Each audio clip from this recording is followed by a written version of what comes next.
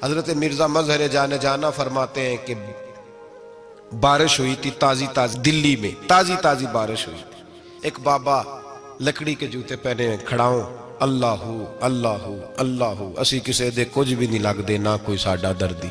बाबा मस्त होके जा रहा, अल्लाहू अल्लाहू करता जा रहा। एक तवाइफ अपने कोठे से उतर के तो सीढ़ियों पे बैठी थी, साथ उसका यार भी बैठा था। बाबा अपनी मस्ती में जा रहा है तो बाबा जी के पैरों से कुछ मिट्टी उड़ी तो उस औरत के कपड़ों पे पड़ गई। परवाह ही नहीं, बुजुर्ग गुजर रहे। वो यार उसका दौड़ा हुआ आया, उसने आकर थप्पड़ मारा। का ख्याल नहीं सारे उसके कपड़े आलूदा कर दिए, तू किधर, तेरा दिमाग नहीं ठीक। बाबे ने नजर उठाई, का बेटे मैंने देखा नहीं, चल अल्लाह तेरा भला करे, तूने बदला ले लिया। बाबा जी चुप करके, वइज़ा ख़ातबहुमुल जाहिलून क़ालू सलामा, चुप करके गुजर गए। ठंड का मौसम था, बारिश ताज़ा हुई थी, हलवाई दूध काढ़ रहा था। उसने बिठाया बाबा जी को फट्टे पे, प्याला पकड़ा, दौड़ के आगे बढ़ा। बुजुर्ग आ गए, आइए बैठिए। दूध का गरम गरम प्याला शक्कर डाल के दिया। बाबा जी ने दूध पिया, फिर नजर झुकी, फिर रंग बदला। कहने लगे मालिक तू कितना बेनियाज है, कहीं थप्पड़ मरवाता है, कहीं दूध पिलाता है।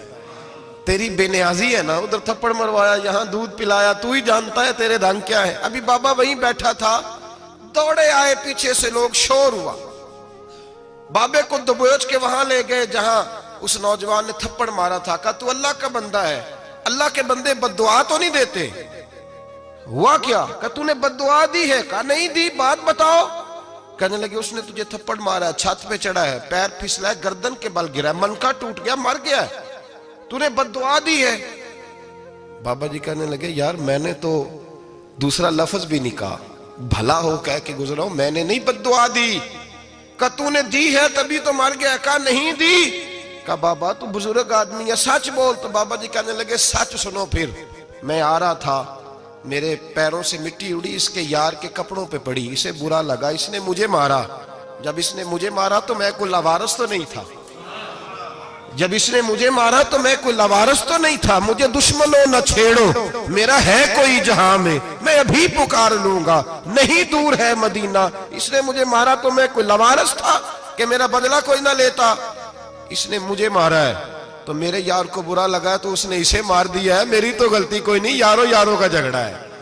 ये तो दोस्तों का झगड़ा है, ये तो यारों का झगड़ा है, कोई गलती नहीं मेरी, कोई गलती नहीं। खश खश जिन्ना कदर नहीं मेरा, वे मेरे साहब नू वड्याइयां, मैं ते गलियां दा रूड़ा कूड़ा, मैं गलियां दा रूड़ा कूड़ा, मैनू महल चढ़ाया है साइया, मैनू महल चढ़ाया है साइया। फरमाया इसने मुझे लवारस समझा था कि थप्पड़ मार के गुजर जाए, मेरा को पूछेगा ही नहीं। मेरे रसूल पाक अलैहिस्सलाम के बारे में रब फरमाता है अभी मैं तो तेरे होते हुए काफिर को सजा नहीं देता कि तू मौजूद है। याद रखें, हजरत फुज़ैल बिन अय्याज़ फरमाते हैं एक जवान था, मस्जिद में आया, लोगों से कहने लगा रोटी खिलाओ, किसी ने तवज्जो ना की। उसने कहा मैं रब रब बताने वाला हूं, मेरी तरफ देखो तो सही। किसी शख्स ने ख्याल ही ना किया। फिर उसने कहा यार थोड़ा सोचो, नमाजियों से कहा, अहले इलाका से कहा, उन्होंने कहा तेरी तरह के बड़े दरवेश देखे। मस्जिद के मेहराब में वो रब करीम का बंदा इंतकाल कर गया। जब फौत हो गया ना, लोगों का मिजाज है, बीमार को दवाई नहीं देते, जनाजे पे वक्त पे पहुंच जाते। जब कोई गिर रहा होता है तो सहारा कोई नहीं देता, जब कोई गिर जाता है, टांग टूट जाती है तो तीमारदारी को जमाना पहुंच जाता है। और बुजुर्ग वो नौजवान अल्लाह का नेक बंदा मस्जिद के मेहराब में फौत हो गया। हजरत फुज़ैल इब्न अय्याज़ कहते हैं इमाम साहब ने ऐलान किया चंदा दो, कोई लावारस फौत हो गया, कफन देना। चंदा इकट्ठा हुआ, कफन खरीदा, जनाजा पड़ा, इशा के बाद दफन करके आए। फजर की नमाज के लिए जब इमाम और मुअज्जिन मस्जिद में आए तो चीखे मारने लगे, तड़पने लगे, दूर दूर तक आवाजें फैल गई, दुनिया दौड़ी आई। क्या हुआ? कहने लगे वो जो तुमने कफन पहनाया था वो यहां पड़ा हुआ है, और देखो कफन पे तहरीर लिखी है। तहरीर क्या है? अर्श के मालिक ने फरमाया मेरे दोस्त ने रोटी मांगी, तुमने दी नहीं, उसने तुम्हें मेरे करीब करने के लिए अपनी तरफ तवज्जो कराई, तुमने की नहीं, और मेरा यार तुम्हारे कफन का मोहताज था, संभाल के रखो अपना कफन, मैंने उसे जन्नत का लिबास अता फरमा दिया, संभाल के रखो। ये कोई लावारसों का टोला है? याद रखें, जो वारिस वाले हैं, वारिस वाले उनका रंग और है, जो मानने वाले हैं उनका मिजाज और है। अपनी जिंदगी लवारसों की तरह नहीं गुजारे, थोड़ा सा इधर गया था तो फिर थोड़ा सा इधर गया था तो थोड़ा सा, ये क्या बात हुई, ये क्या बात हुई। अपने आप को, अपनी निस्बत को, अपने अकीदे को मजबूत रखें। 1 इंच के लिए आला हजरत फाजिल बरेलवी रहमतुल्लाह अलैह के मकान की दीवार गिर गई। एक कोना मकान का, आप जानते हैं पुरानी दीवारें छोटी होती थी और बारिशों में अक्सर घरों की दीवारें गिरी हुई होती थी। एक साइड की दीवार गिर गई तो उस कोने में हिंदुओं का घर था। अब मिस्त्री साहब रात को आए, उनसे बात हुई तो कहने लगे सवेरे काम शुरू करूंगा। कहा 1-2 साहब ने कि हिंदुओं का घर साथ है और वो दुश्मन भी बड़े ज्यादा हैं, तो रात को ही हो जाए। कहने लगा जी नहीं, मेरी मजबूरी है, मजदूर कहाँ से लाऊंगा, बड़े मामलात है, सवेरे शुरू होगी। अब रात को मौलाना जफरुद्दीन बिहारी अलैहि रहमा कहते हैं बच्चे मदरसे के, बाकी सारे लोग, सबको जमा किया गया, चूंकि उस तरफ से थोड़ा खतरा था हिंदुओं की जानिब से। कहा जनाब ये बड़े दुश्मन है इस्लाम के, तो इस तरह करो कि 2-3 बच्चों की ड्यूटी लगाएं या कुछ लोगों की यहाँ रात को पहरा दिया जाए। ठंड भी बड़ी ज्यादा थी, खड़ा होना भी मुश्किल था।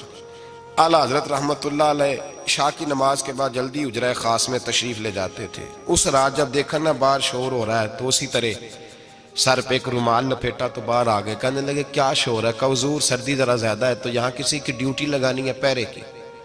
2 मिनट खामोश रहे, फिर फरमाने लगे कोई जरूरत नहीं, जाओ सो जाओ सारे जाके, कोई जरूरत नहीं, जाओ अपने अपने घरों को, कोई आदत नहीं, पहुंच जाओ। कहा हुजूर मेहरबानी करे, वो तय होने लगा था। फरमाया मेरी वजह से क्यों कोई सारी रात बेदार रहे, जाओ तुम्हें कहा ना आराम करो। लोग सो गए।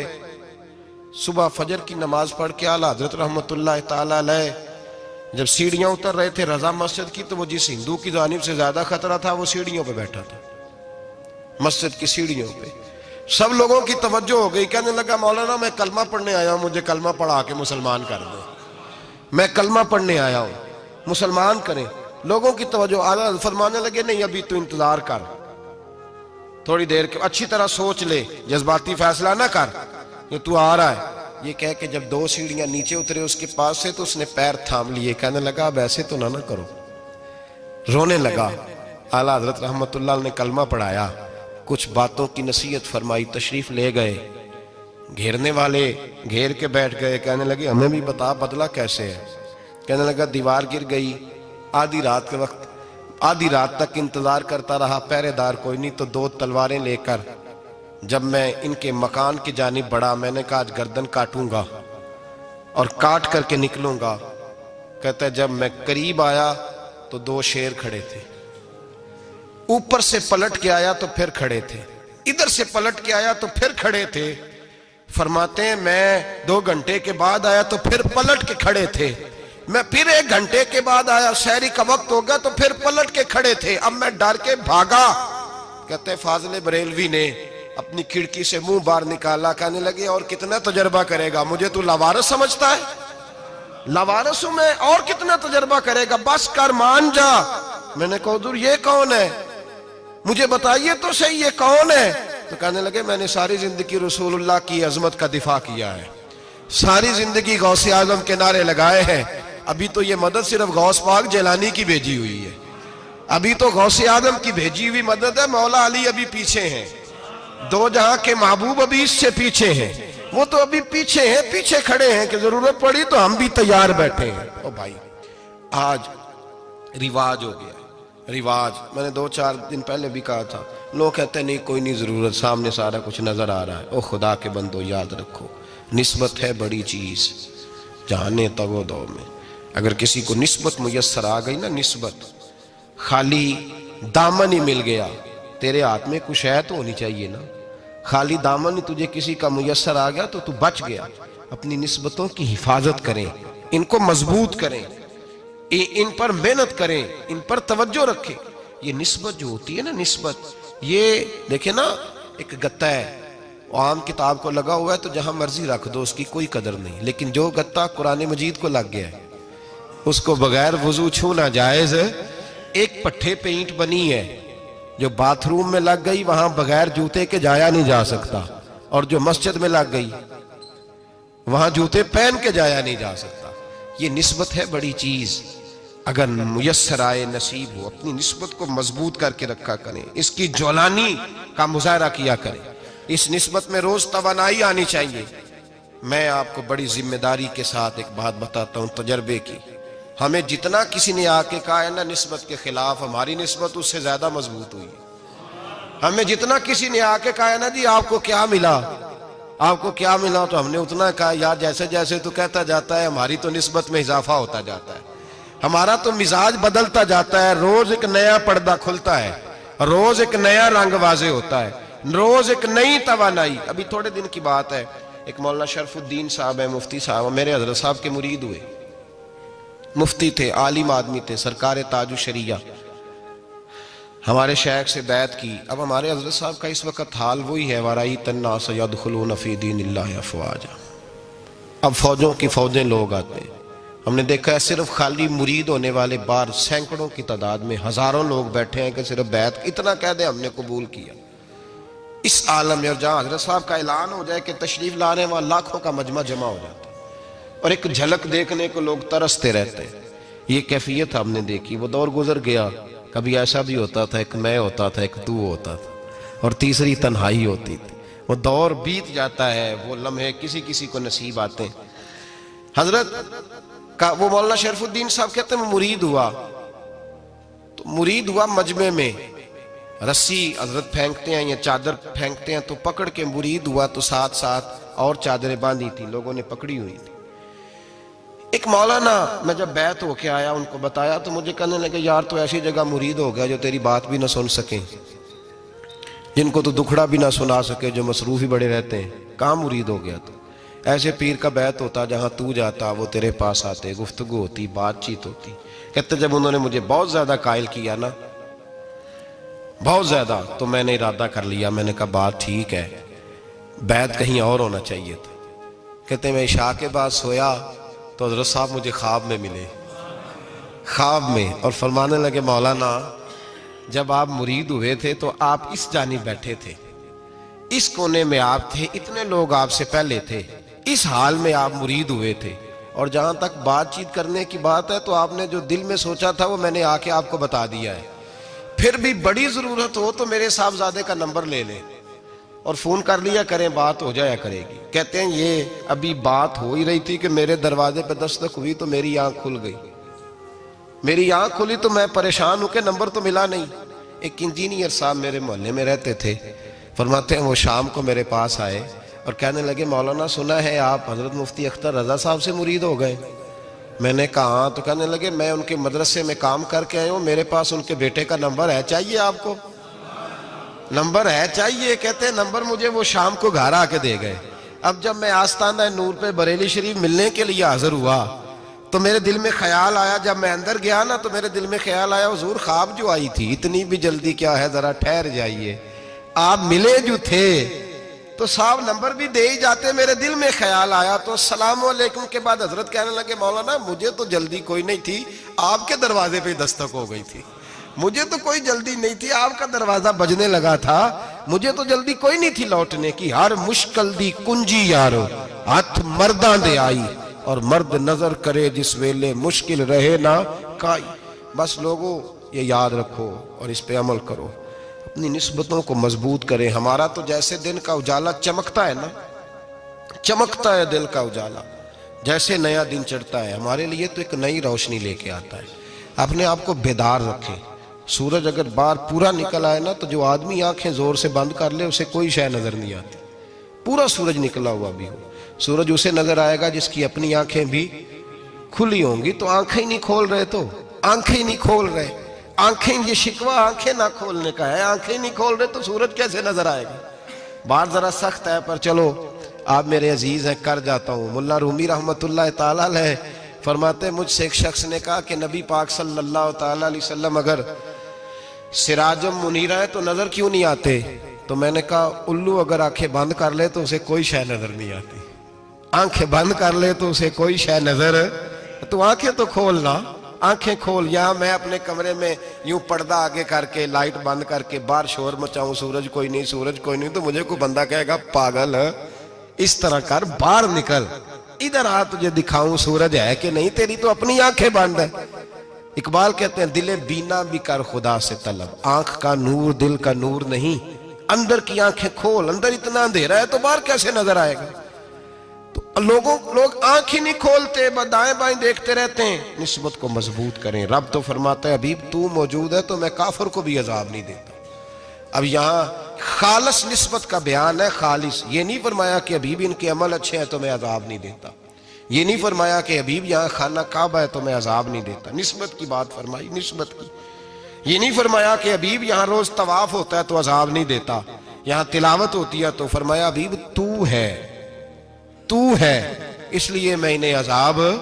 मदीने में कभी जलजला नहीं आया, पता है आपको?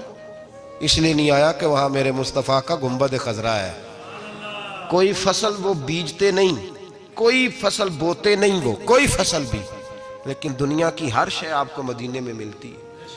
जो सबसे अच्छा फल खाना चाहे उसे मदीने में जाके मिलता है, इसलिए कि वहां गुंबद खजरा की हरियाली मौजूद है। दुनिया की हर नेमत मिलती है इसलिए कि गुंबद खजरा जो मौजूद है।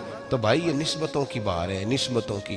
पुरानी उम्मतों में जब कोई गुनाह करता था तो दरवाजे पे लिखा होता था सवेरे, मेरे हबीब ने दुआ फरमाई मौला ये मेरे हैं इन्हें रुसवा न करना, ऐ अल्लाह मेरे हैं इन्हें रुसवा न करना। तो मेरे भाई सुन लो और याद रख लो, लाखों पाप भी लोग करके आए, सवेरे मुंह धो के निकल आए तो अर्श का मालिक रुसवा नहीं करता, बल्कि कहता है तू मेरे दामन में छुप जा, अंदर जाके जहां गुनाह किया है वहां जाके दिल से सच्ची तौबा कर ले, मैं कयामत में भी किसी को नहीं बताऊंगा कि तूने गुनाह किया। तो बरकत किसकी है? रसूल पाक की। ये बरकत किसकी है? हबीब दो आलम की सल्लल्लाहु। गुलामी का रिश्ता मजबूत करें, गुलामी का। वारस वाले बने, लवारस ना बने। लवारसों जैसी जिंदगी ना गुजारे, जहां मर्जी चले गए, जहां मर्जी छुट्टियां कर रहे, जितने मर्जी टाइम बिताए, जो मर्जी तबीयत में आया करते फिरे, पता ही कोई नहीं, हाल ही कोई नहीं, ये कोई कैफियत नहीं है कोई भी। मुझे एक साहब कहने लगे कि एक पीर भाई पूछ रहा था हजरत साहब का हाल क्या है। मैंने आज के बाद उसने तुझसे पूछा तो बिल्कुल ना बताना। वो कैसा बेटा है, वो कैसा बेटा है जो पड़ोसियों से दाएं बाएं लोगों से हाल पूछता है, उसे पता ही नहीं, उसे खबर ही नहीं, उसे तो लम्हे लम्हे की खबर होनी चाहिए, उसे तो मिनट मिनट का पता होना चाहिए था। वो उसने किस तरह की निस्बत रखी हुई है जिसको हम सायों से पूछने पड़ता है जरा पता करके बताना हाल क्या है। तू किधर था भाई, इतनी देर हो गई, तूने हाल भी किसी और से पता कराना है। मैंने कहा उसको कहना आज के बाद हाल पूछना हुआ तो खत लिखे, मैं भी जवाब लिख दूंगा, बात खत्म हो गई। जब दूर दूर जो रहना है तो ठीक है, फिर इस तरह ना तो खुदा है ना मेरा इश्क फरिश्तों जैसा, दोनों इंसान है तो फिर क्यों इतने हिजाबों में मिले। और उसने कहा था अब कि हम बिछड़े तो शायद कभी ख्वाबों में मिले, जैसे सूखे हुए फूल किताबों में मिले। ऐसा काम न करें कि वो अंदाज ही बदल जाए, अपने आप को, अपनी निस्बतों को मजबूत करें। अल्लाह तबारक व तआला से दुआ और इल्तिजा है कि अल्लाह करीम हमें निस्बतों की मजबूती अता फरमाए, और अल्लाह तबारक व तआला हमें ये तौफीक दे कि हम समझ जाएं इस बात को कि असल बात है क्या, और असल की मजबूती कितनी ज़रूरी है, असल तक पहुँचना कितना ज़रूरी है। और ये भी याद रखें, अम्मा जब नाराज़ होती है ना, जब अम्मा नाराज़ होती है तो कहती है बस निकल जाती, फटाफट निकल जाती, दौड़ जा, कोई ताल्लुक नहीं। अब्बा भी कहता है आज आया तो टांगे तोड़ दूंगा, हाल ही कोई नहीं। और वही बेटा जाके 2 मिनट पैरों में बैठता है, कहता है अम्मा तुझे पता ही नहीं मैं कितनी टेंशन में था। तो वही अम्मा बाहर निकल के पहले बढ़ के मार रही होती है, हद कर दूंगी, फिर वही अम्मा कहती है बड़ा परेशान है बेचारा। ये कैफियत है, अपने आप को सही करें, अपनी निस्बतों को मजबूत करें, अहकामात पे अमल करें, महबूब की गुलामी तगड़ी करें। ये जो सुस्तियाँ हैं, कोताहियाँ, इनको दूर करें। जिंदगी का लुत्फ आता ही तब है जब आप पूरे तौर पर अपने आप को चाको चौबंद करते हैं। अगर थोड़ा कर लिया, थोड़ा छोड़ दिया, 1 पढ़ ली, 3 रह गई, 3 पढ़ ली, 2 रह गई, ये लुत्फ नहीं है, ये जायका नहीं है। अपने आप को मजबूत करें और पूरा मजबूत करें, पूरी अपने अंदर जो है वो जौलानी निस्बत की पैदा करें। बस ये दुआ करें अल्लाह जब तक जिंदा रखे गुलामी में रखे, और मारे तो गुलामों जैसी मौत अता फरमाए।